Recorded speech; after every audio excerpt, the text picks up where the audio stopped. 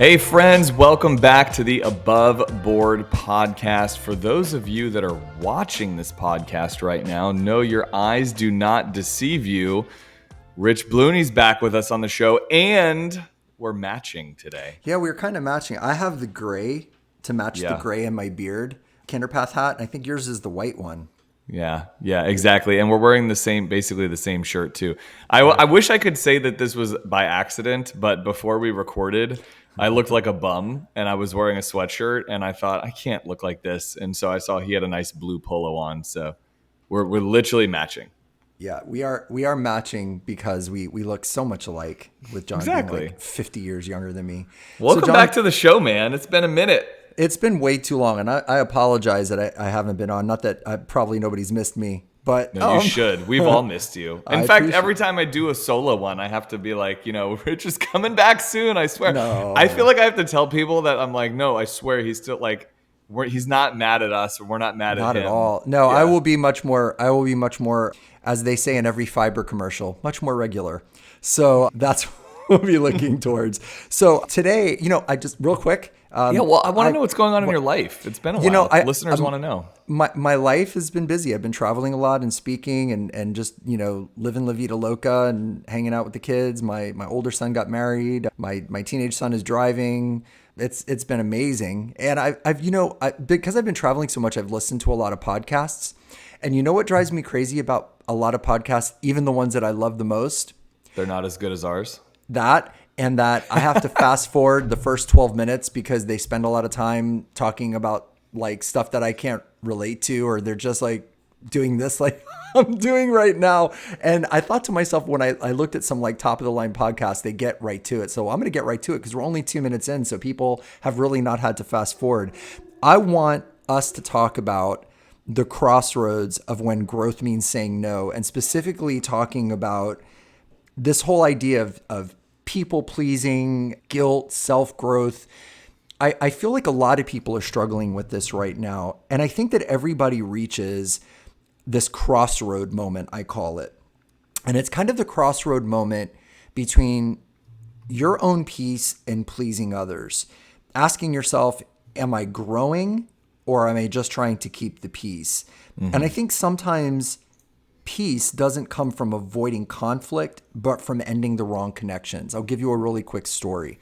I had a friend who I realized after a certain point in the friendship, I thought my phone was broken because I thought my phone only took incoming calls and never made outgoing calls. The reason why is it felt like every time they called me, I answered. There was always drama, conflict, problems, crying, breakups, disasters, and then I was always available. I just thought, hey, it's going to be okay. Why don't we do this? I'll come over. Let me bring you dinner. Let me do this. Let me do that. Let me help you. And then he would complain about his wife. He would complain about his kids. He would complain about, and he was going through some drama. And interestingly, whenever I called him for similar needs, not complaining about my wife or kids because they're perfect, but whenever I just complained about when I was going through something, never answered the phone, or I would get the, let me call you right back, which would never happen. When he would answer, it would be, oh man, that sucks. I'm sorry, bro. Hey, if it's okay, I've got a call coming up right now. Let me get back to you, which would never happen. And I noticed that anytime I did talk about anything I was going through, it would immediately go back to him. And I realized something about this. I hope this friend doesn't listen to the podcast. No, we're not friends anymore. We're not For the friends. record, it's not me, everybody. It is not Everyone's. you. It's Matt. No, it's not Matt. It's not Matt. I love Matt. Matt has nothing to complain about. He's amazing. I just saw him the other day, by the way. He's awesome. I love him. But I realized after I took the reins on this, I looked back. I journal a lot. And I looked back at my journals. Unfortunately, I've been through, and I had to check myself, like, is this me? That's one thing. When things go wrong, people are always pointing fingers at everybody else. I had to say, is this me? And how am I contributing to this? And I looked back and I realized that difficult people are our greatest teachers. I will say that again. Difficult people are our greatest teachers. They show us our boundaries. They show us our lack of boundaries.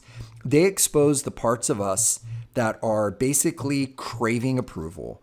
And I realized that instead of asking myself, why is this guy like this? The best question was, why am I tolerating this? Right.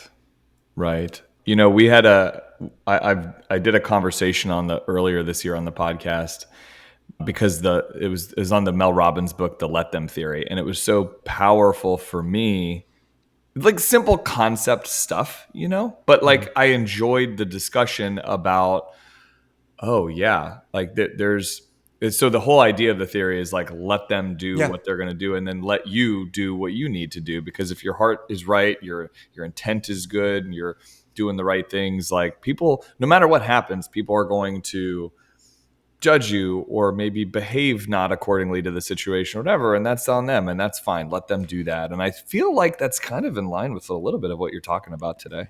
it is. I listened to a older recording of a guy named Jim Rohn. Jim Rohn was the original, I guess, mentor of Tony Robbins. Jim Rohn died, I'd say, a few years ago. Really influential guy on a lot of business thinking. I could connect everybody back. You know, Gary Brecka, anybody that you're looking at in today's, I might have just referenced the wrong person. Sometimes I get them confused. But even all the influencers and social media gurus who are talking about how to make your life better. And Jim Rohn had this part of his talk, and I'm literally taking a piece out of it, out of context. But he said, why are people surprised when people lie to them, when people cheat, when people steal? Because there are people that lie because they're liars. There are people that doubt because they're doubters.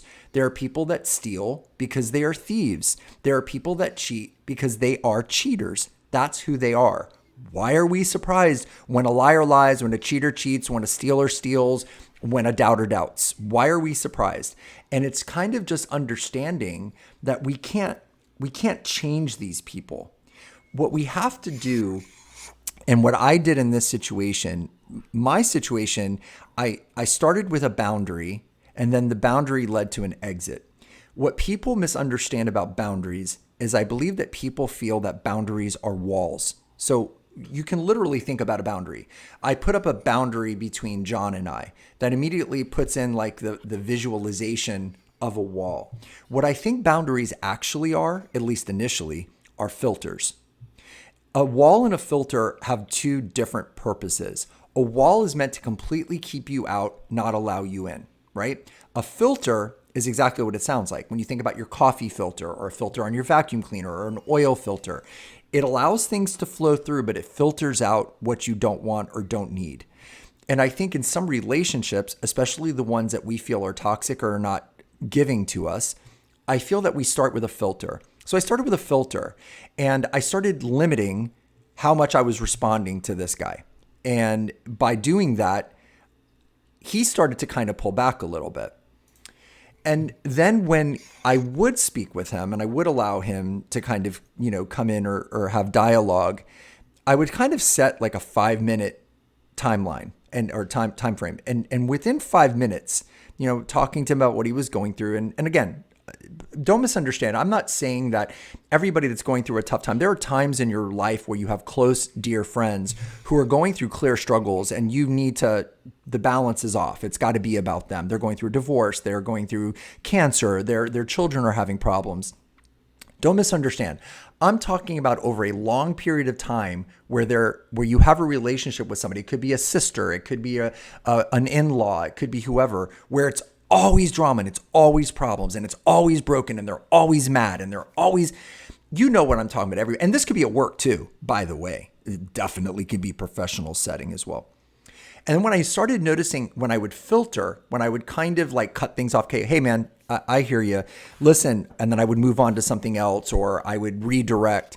I noticed that it started to bother them a little bit, and they started to really kind of come at me, and I realized that they were expecting me to be a people pleaser. They were also playing on my guilt. I feel like you're not really, listening to me anymore, and you're my only friend that I have right now, and Why aren't you, spending the time that you used to? And I don't feel like I'm a priority in your life. And I'm like, what? And what I realized was that I was basically, to avoiding discomfort with them initially, I was barring against my own peace. Does that make sense? Sure, of course, which is probably something that anybody who would define as a people pleaser identifies with. Well, I Would think, you, do you think that you are? yeah, I think I was. I don't think I am anymore. I can honestly say that I'm no longer a people pleaser. I think I've let that go because I realize that the more you bend for others, the harder it becomes to stand for yourself. I mean, even think about that imagery, right? Think about that imagery of you hunching over, you bending over constantly. Your back is constantly in a state of bend over. It's always hard if your back is always bent. It's hard to stand up. And if you're always doing that for everyone around you, it becomes exceptionally hard to kind of stand up for yourself and have your own voice. We almost get into these situations where people pleasing kind of turns into emotional debt. Do you know what I'm talking about when I say that? That you're pleasing, you're seeking to please these other people is putting you in a negative. Think about from a financial standpoint. You're no longer investing and growing. You're going into debt, but it's an emotional debt. And I think we have to reframe it because I think we think we're being selfish, but I think instead of being selfish, we're being self-honoring. It's not selfish to protect your energy. It's really about survival initially. And then when you become protective and of your energy, then that's when you're able to thrive. I think personally, I've realized, especially in that situation, but in others in my life, you cannot heal in a space where you're constantly shrinking. Right. I would say that for me personally, I identify with, like, I think I'm a people pleaser and identify with a lot of what you're saying because I've had instances where my energy feels off until I can follow up with that person, make sure everything's okay. Like, you didn't misunderstand what I meant, did you? I didn't mean something negative. That feeling, which I mean, I think to some degree that's, I'm an empathetic person and I want to connect with people. So I might go down that a little too far. But as I get older too, and I haven't let it go. I'm working on it. I'm working on the let them theory, as Mel Robbins would call Well, it. But it I takes think, time. and that's growth. And I think that you're going to lose people that aren't healthy for you when you grow. And that's kind of that's kind of evidence of your evolution. And growth, I think, often means, and I'll say this and it's not going to sound great, but I think growth often means outgrowing the version of you that other people were comfortable with. Other people are comfortable with John always coming over and fixing stuff at my house. Other people are always comfortable with the version of you that picks up the phone at 1 a.m. or midnight when you're exhausted and they've got another DUI and you have to help them out. The version of you that they're comfortable with is the version of you that they always seem to need $500 because they gamble and they gambled too much and now you've got to help them because they can't pay their car payment. And I think that we have to feel comfortable ourselves with understanding that in order to grow, it's going to make other people uncomfortable, especially when they're used to you being their crutch, their everything. Again, not to be misunderstood with, wow, you need to live your life completely selfishly. Don't help. I'm talking about people where everything is a one way. Relationships have periods of time or seasons where they're one way, but generally speaking, it's like a road.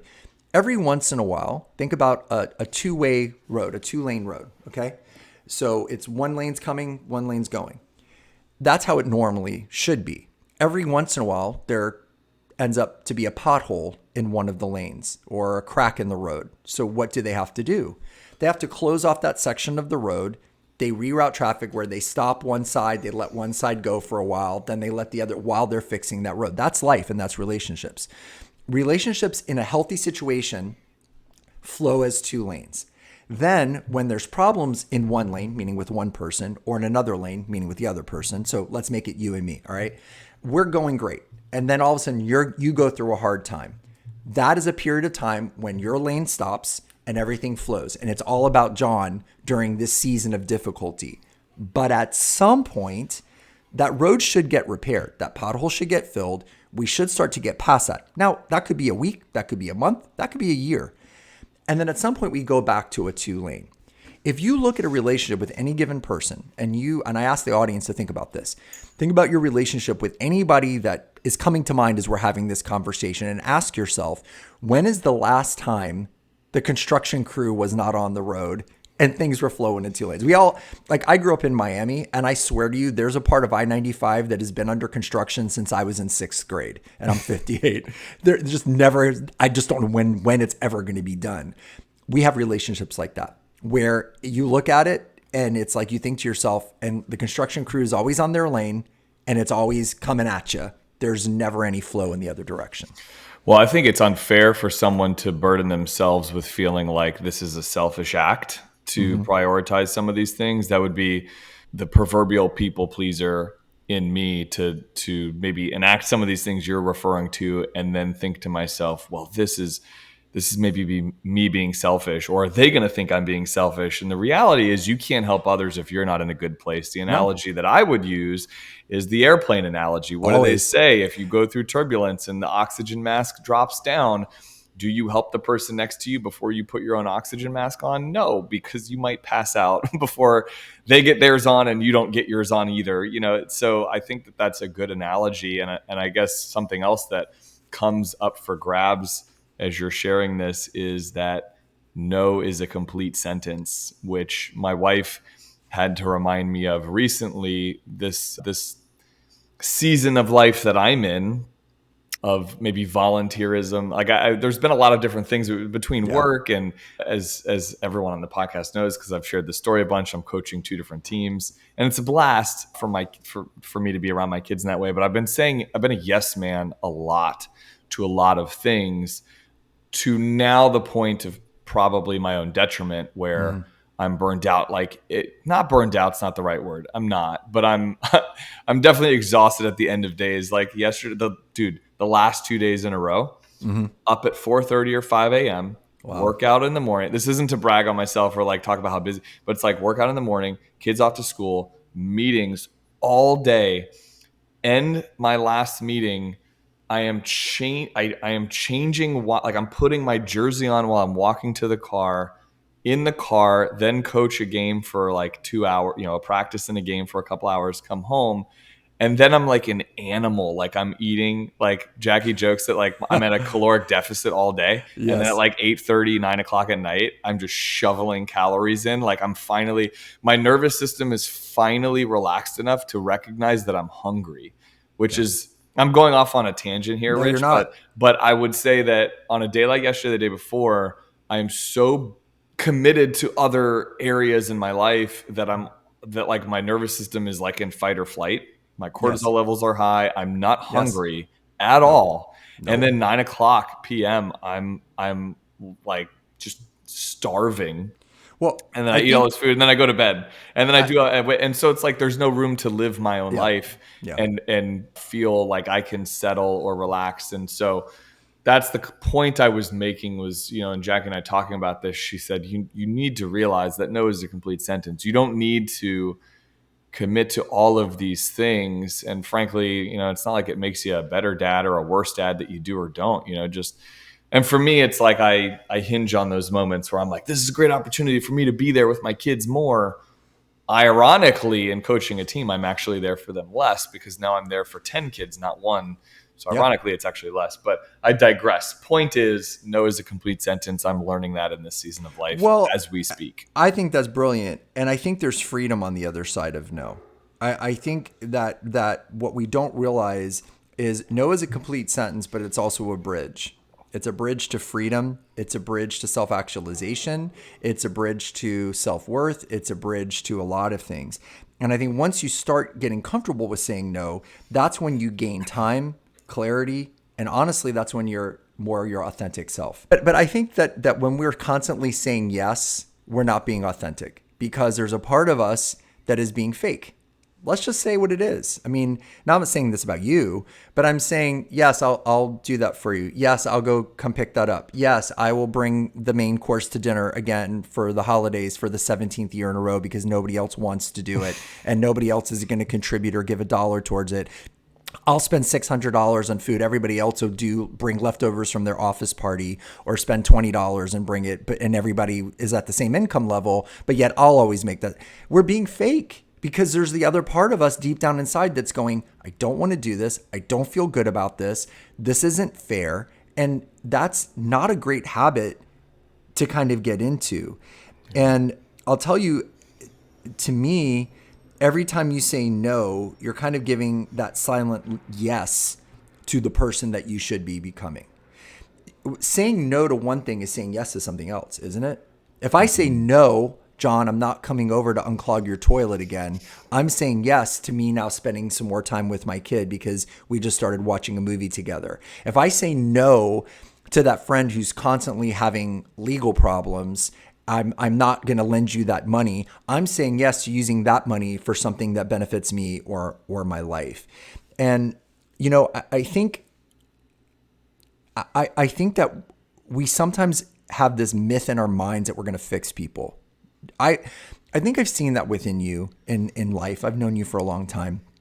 And I believe now, I mean, I guess you can't say never and always, but mostly I feel you can support someone, but you can't save them. In general in life, you can support them, but you can't save them.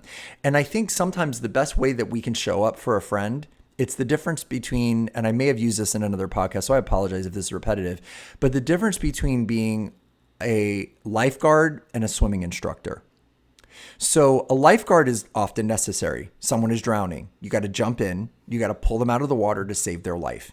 If, you see your best friend, someone's, some drunk guy in a bar is about to beat them up and they've got a cast and they're on crutches because they were recently injured, they can't win the fight. You've got to be the lifeguard and save your friend and pull them out of that situation. But sometimes if every time you're out with your friend, you find that they're getting into confrontations with other people, putting you and your loved ones at risk and danger because you're constantly having to step in, then it's time to be a swimming instructor. It's time to start to sit down with your friend in the best way that you can and say, hey, let's talk a little bit about how much you're drinking when we go out and that you get belligerent. And let's talk about the last 4 times you've almost gotten into fights and that puts me in danger. That last guy was really big and he could have hurt me and, blah, blah, blah, et cetera, et cetera. And then depending on how your friend reacts to that, that's when you apply the filters and the boundaries. And I feel like a lot of the times helpers end up hurting themselves because they confuse compassion with responsibility. Do you understand? How do you take that when I say confusing compassion with responsibility? Well, I think what I'm realizing in these examples that you're giving, I don't know if I'll directly answer your question, so I might go off on a tangent here, but I keep thinking about how the statement that you made at the beginning of this, which is difficult people are the greatest teachers. And in these, like you're giving really good examples of situations that might come up for people, and going back to being like a yes person or a no person, I felt like earlier on in my life, as I was becoming an adult, like being a yes person was such a valuable attribute because I wanted to help people and be there and be of service and all that type of stuff. But then you realize with the statement that you made, difficult people are our greatest teachers, that doesn't serve you, that doesn't benefit you. And then somehow maybe you get caught up in something and then it's your fault or whatever. And you're like, what was I like? I was just trying to help this person. Not like, I'm not going to like, so then you learn. It's like the touch the stove analogy. Once you touch it once and you burn yourself, you're going to be a little bit more apprehensive to it. Imagine for the folks that are big followers of your community, Rich, that it might be in the nursing field or what have you, like your first few months on the job as a nurse, you're very green, you're a yes person. I want to help, and then you talk to somebody who's 19 years into it and they can read the moment they walk into that room that, oh yeah. This, I can already tell by body language and communication that this person's going to be a difficult person. Yes. And as a result of that, of course you can't decline them or say no to service, but how you behave is now informed through years and hundreds or thousands of instances of informing you to go, this person I can already tell is going to be a difficult person. And then maybe that's what you mean by difficult people are our greatest teachers. I think about that in my profession. I talk to people all day, and I can tell you pretty much immediately if that person, not that they're going to be a difficult client, but like, they're going to get in their own way about their financial success or not. They're going to create their own set of problems, and they're going to be difficult to help them achieve that version of financial success. And I might not say no to them, but I might be a little bit more stern about how that conversation's going to go. And I wouldn't have done that early in my career. Absolutely. Early in my career, it's like, you wanted to talk to me about finances? I'll talk to anybody that'll want to talk to me about finances. Of course. But again, that's confusing compassion with responsibility. Right. You can be compassionate for somebody, but at some point, there's only so many people you're quote unquote responsible for. I'm responsible for my children. I'm responsible for my marriage, my wife. I'm responsible for my work output. I'm responsible for doing what I do. We have responsibilities, but when it comes to individual relationships, sometimes we get that compassion and responsibility part mixed together, and we have to learn to separate it. We have to learn, like, I can be compassionate. I can step towards you in certain ways, do certain things, help you in certain situations, but it doesn't mean I'm responsible for your life. Mm-hmm. And sometimes we have to look for certain signs. And here's what I've kind of come up with. Signs that it's time to detach from a relationship, and this could be personal or professional, is kind of three things, I think: recurring disrespect, manipulation, and chronic negativity. If a person recurringly, constantly disrespects you, whenever you say no, they spew toxicity on you, or even when you're helping them, there's a deep jealousy and resentment from them. You're literally in the middle of helping them and you're bailing them out, literally or figuratively. And then there's like a sidebar comment. Well, I know it's not a big deal for you because after all, you're like Mr. Big Shot making all this money, and there's always like these little digs, or you help them out, but then, you paint your house and they're like, oh, why did you choose light blue? I'm surprised. I would have thought you would have gotten, these little kind of digs. Manipulation. Sometimes that's more subtle, but manipulation can be like whenever you say no, the person suddenly falls ill. Whenever you can't show up, all of a sudden they're in the hospital, or they've called for the ambulance, or they're, crying, constantly crying. And then chronic negativity. Chronic negativity is there's never a conversation with them where anything is good. It's always, they did a study, and I think it was in 2006, and I want to say it was called the Pygmalion effect. And I might be mixing two studies together, so I apologize. But essentially, these two concepts are the same. They put groups together, and in half of the groups, they added an actor that was going to be a negative person, like a bad apple. Or maybe this is the bad apple side. It might be confusing. Yeah, I am confusing. So scratch the Pygmalion effect. Pygmalion effect is that when you're around people. Anyway, forget it. I'll take that on another now podcast. I want to actually know what that is. No, we're gonna have to make that another podcast. I apologize. But what they did was they added as a study, they added a bad apple to half the groups. And what the study found was the groups that had the bad apple, that they were all trying to like solve a problem, and that they were 60 to 90 minute meetings. And they were like given a project, like a thing to solve. The ones that had the purposeful person who was like, and whatever, those groups had 40% less outcomes. They had 40% less quality, they had 40% less productivity. It was a proven fact that this one bad apple who was chronically negative in 60 to 90 minutes completely unraveled what the group was trying to accomplish. Completely unraveled it. And I think that common sense tells us that. We see that at work. We see that in our families. We see that in our friendship circles. Have you ever had like a group of friends? And I'm not asking you to literally answer this question. I'm asking the audience or you. Have you ever in your life had a group of friends that you always got together, but then when like, I'm going to call them, Greg. Greg doesn't show up one day and somebody has the guts to say, wasn't tonight so much fun? I mean, I hate to say it, but it's so much more like we just have a better time when Greg isn't here.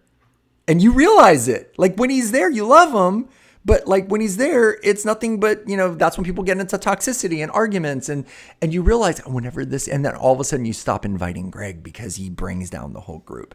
So I just think that I had a Greg in my life. Yeah, I had we a Greg all in my have. life. And specifically in college, actually, I purposefully separated from that friendship because I would use the term Eeyore. It was very an Eeyore person, just very negative. Everything was happening to him and against him, and the world was out to get him. And I just thought, I think even now with the example you're giving, negativity breeds negativity. And when you're It around it does. enough, It it pulls drains you you. down. It doesn't lift anybody. It doesn't make anybody feel good. I mean, sometimes I think No. everybody likes to complain a little bit about things, and I Of get that. course. Of But course. but to within a certain degree. But then beyond that, negativity is just pulls me down, pulls my spirit down quite a bit. You, I can't be around it. you know I what's can't. okay to do with Greg's is love them, but from a distance. Yeah. You can still care about somebody and love them and not necessarily invest time, energy, resources. What I love about the name Greg is that I don't actually know anybody in my life. I have no Gregs in my life. I have no Gregs either. That's going to be the new Karen for us is Greg's. That's it. I think to wrap this up, we have to kind of redefine what it means when we're being nice. Because I think sometimes when we're younger and we're in these negative, well, I'm just trying to be nice. I'm just trying to, I don't want to be mean. I'm just trying to be nice. And I think that sometimes being nice, You can still be respectful. You Yeah. just don't have being nice also means being nice to yourself. You don't have to go over the top to accommodate somebody. well, You can and you have to respectfully say no. Yeah, and you have to ask yourself, are you being nice to avoid tension or are you being kind to build connection? And there's a difference. Like if you're just being nice to just avoid the blow up, you know what I'm talking about. Like I got to be nice to this person because if not, they're going to make a scene and embarrass me at my kid's birthday party. I got to be nice to this person because if not, they're going to embarrass me in this meeting in front of this new client. I get to be nice to this person because if not, then, and at some point, then that's when you have to realize like this, niceness is sort of just keeping the peace in the moment, but it's not allowing me to be my authentic self. Oh. And, in the end, I think while we all want peace in our lives and we want peace in our relationships, I'm learning in my life that I don't think I'm meant to be everybody's peacekeeper. But I think when it comes to peace, rather than focusing on being everybody's peacekeeper, I'm starting to learn that what I should be striving to do is finding my own peace. Because if I'm not at peace, and if not, I'm not in a place of peace, and if I'm not peaceful in my relationships and my conversations and my interactions, everything else falls apart. Everything else gets kind of shredded. And I think the moment that you stop like begging for peace from others, you start creating it within yourself. Well said. So hopefully that's helpful. I feel like at the end of the day, this is something that a lot of people struggle with. And I'll just say that, it's very difficult to create these boundaries and filters, especially in the digital age. Back in the day, when I was younger, there was really just a couple of ways to interact with somebody. It was they came to your house, social settings outside of your house, out in the world, or they called you on your home phone. That was it. Now we've got Facebook, Facebook, X, Instagram, texting, cell phones, FaceTime. And it becomes, social media makes it harder to disengage because constant access can equal constant triggers. The act of you literally have to, back in the day, you just say to somebody, don't come to my house. And then they would come to your house. Or if you saw them in public, you could hide and go in the other direction. Now you could do those things, but they can still stalk you on Instagram, stalk you on TikTok, bother you, find your video. I mean, I know this from having social media. And so sometimes you have to understand that muting, blocking, unfollowing, those are basically the modern acts of self-preservation that didn't exist. Because not everything that asks for your attention deserves your energy. I'm going to say that again. Not everything that asks for your attention deserves your energy. Just because somebody texts you Just because somebody makes a mean comment under one of your posts, just because somebody DMs you, doesn't mean that you have to give it energy. You can just delete it. You can do that in so many different ways. And I think that's something that I just have to say, because a lot of people are like, well, this person is constantly, showing up in my this, or DMing me or messaging me, and just block them. And I think at some point it has to get to that. Hopefully this is a little helpful and people can relate to this. I just know I've been talking to a lot of people lately in personal and professional settings this is why this has been like on my heart to talk about, because I can literally picture 4 people, and the number is exactly 4 people, and I'm picturing their faces, that in the last 15 to 20 days have talked to me about toxic family members, toxic colleagues and coworkers, toxic situations in their home, and relationships that they're dealing with. And I feel like a lot of people need to hear this message. It's something that's super, super troubling for a lot of us. And we have to just understand that we are allowed to focus on ourselves, our own peace, rather than trying to always make everybody happy. It's a no-win situation to try to cure everybody. You can't win that game. And so sometimes you have to put down the glove and put down the bat and put down the ball and walk away to the snow cone stand, have a snow cone, and walk off the field. I would imagine for everybody listening to this, they identify with this in some way, shape, or form. For me, it's always been hard to do what you just said, because I feel like I'm so accountable.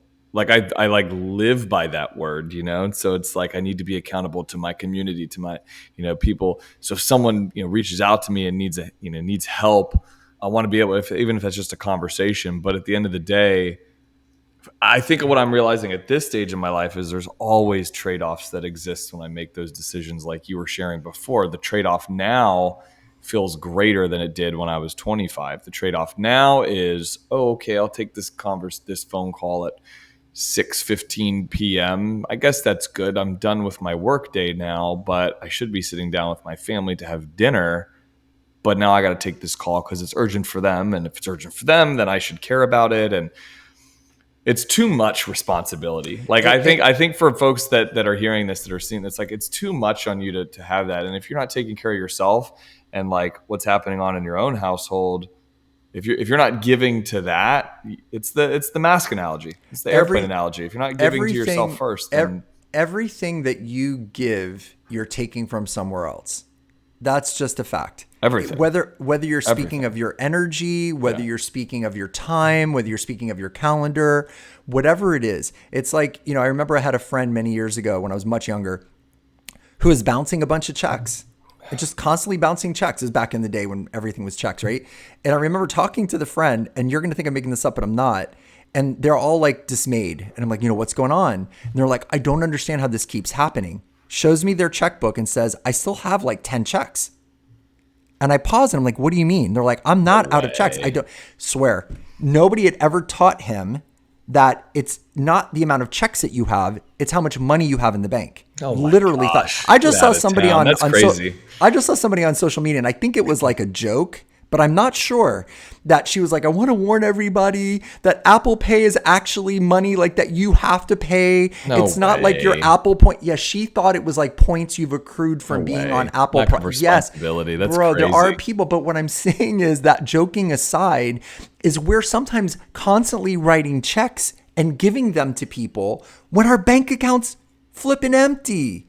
Mm-hmm. And that's what you do when you're taking that 6:30 p.m. call that you said yes to hear somebody do whatever about work, about friends, whatever it is. You're taking away from your kids. You're taking away from your wife. You're taking away from your health because you're going to skip your workout now because now you're tired.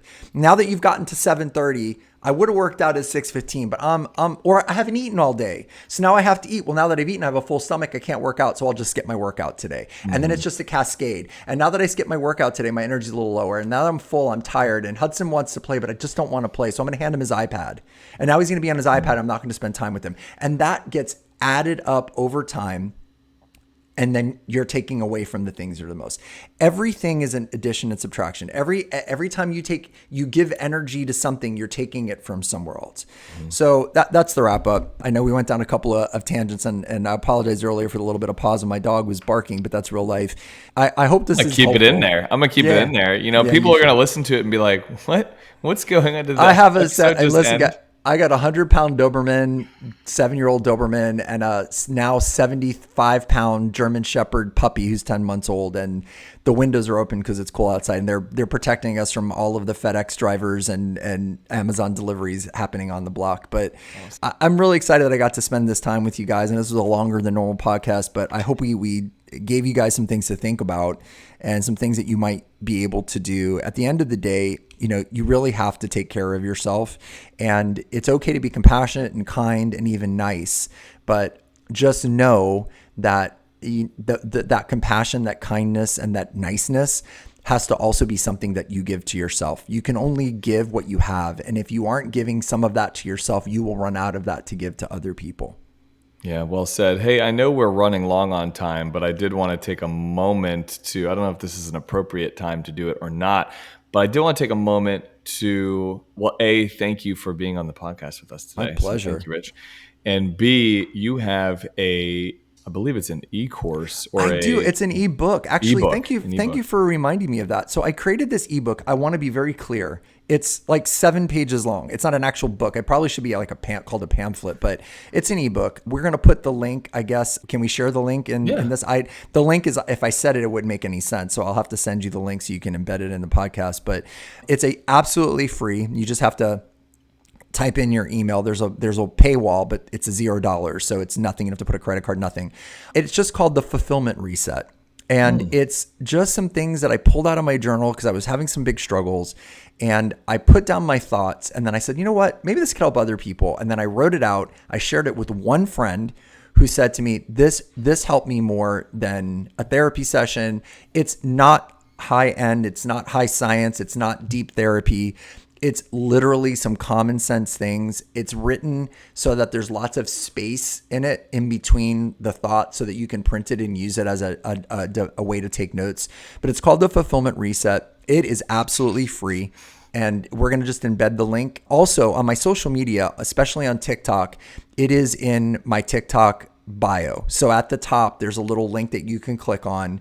Instagram, for some reason, it worked and now it stopped working, but you can cut and paste it. So you can copy, it says ebook on the LinkedIn, on the link tree. You can just you can click it, cut and paste that identifier, just put it in, and it'll take you right to that. But if you follow me on TikTok at TheRichB, you can see the link in the bio and just click on that. I've had since I've put it up, I've had almost 100 people already get it. Yeah. And it's absolutely free. And I'm going to expand that into some more things. And I am going to create a video course. I'm going to do a video course that won't be free, but it'll be super cheap. And I'm going to create a video course of about 5 to 10 minute videos. And hopefully, some of the people that got the ebook for free will be interested in it. But that's kind of my goal, because I want to kind of distill some of this stuff out there. So thanks for bringing that up. We will embed that link in the podcast so that you guys can have access. And if not, you can find it on my TikTok at the top of the bio. Let's do that. I think actually I'd like to do a podcast called The Fulfillment Reset, and we just talk about it as well, because I think that sounds nice. And you made the comment that it's just common sense things, but I love common sense things. Like I've mentioned the Mel Robbins book a couple of times now. The entire book is just common sense stuff. As you read it, you're like, oh yeah, duh. I've always said, my mama used to always say, common sense is the least common of all the senses. But sometimes, it hits you and it receives you at the right place at the right time for that concept or that common sense thing to really take hold of you and make you realize this is how I should be doing things this way. So I love stuff like that, man. And for our listeners, thank you as always for hanging with us. If you watched us on YouTube, actually, let me rephrase that. If you didn't watch us on YouTube, I'd love for you to go over to YouTube and search at Candor Path, or you can find the Above Board podcast if you enter that in the search bar, and you can watch us and see how Rich and I match on this podcast today. So as always, thank you for hanging with us. Thanks for listening to us, and we will talk to you next week. See ya. Bye, guys. Take care.